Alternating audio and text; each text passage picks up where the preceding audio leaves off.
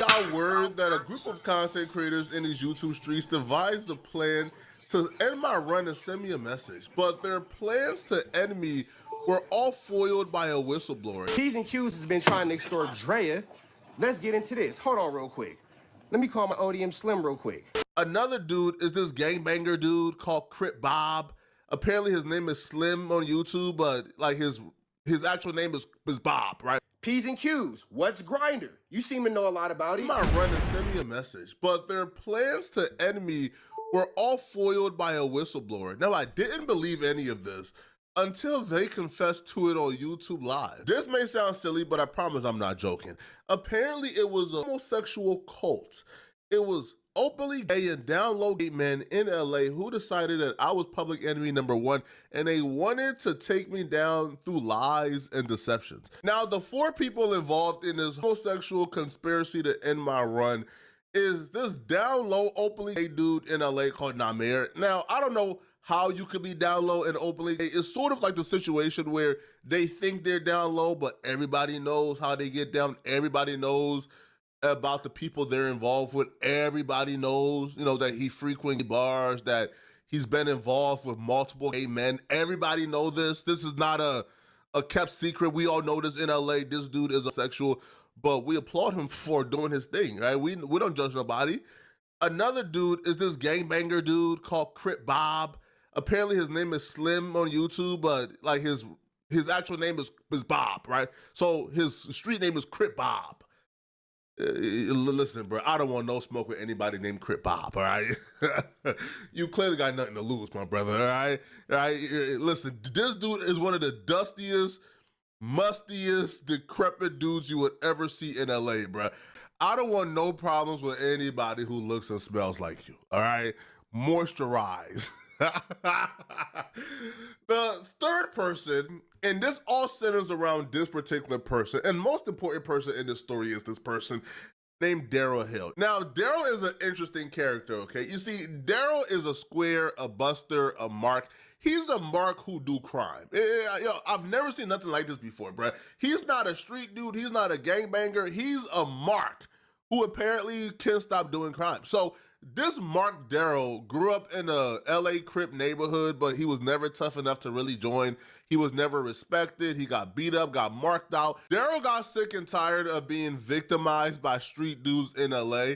So he moved to Atlanta and started living out his homosexual fantasies.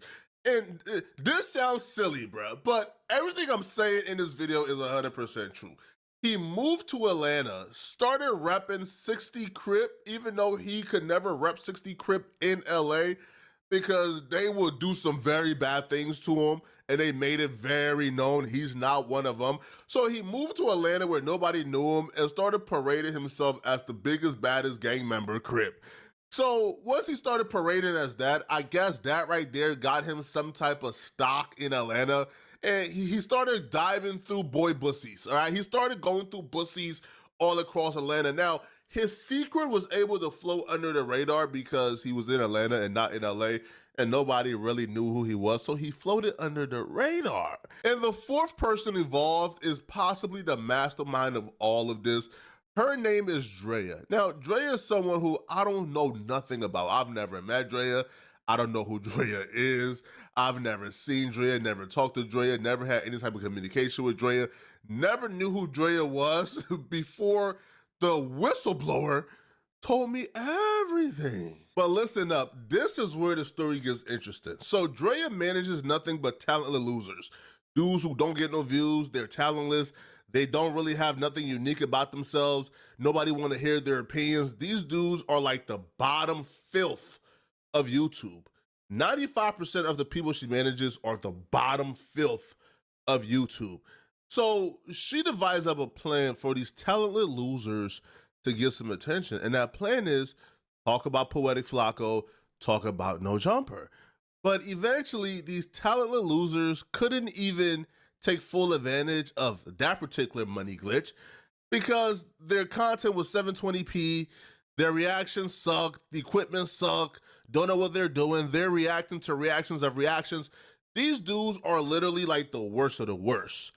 So they had to get more desperate, right? They had to get more creative with getting attention. So they devised up a plan, right? That all the creators under Drea, they were going to do a 90-day full press on Poetik Flakko. They were going to run content on Poetik Flakko, forcing me to respond back to them so they can get some attention. They were scheming and planning this all in group chats. Now, all these people involved are 40 plus or very close to 40. So this is some very weird stuff, taking into consideration their age.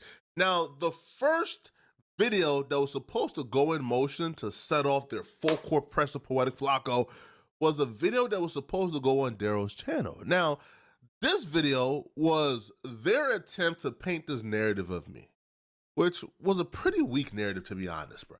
Am I very aware of my editor's personal lifestyles? For sure I am.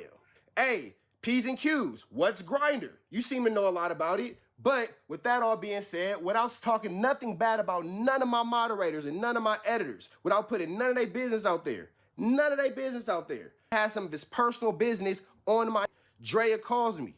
Hey, Slim, you still there? I'm here, cuz. Stop me when I'm lying, my.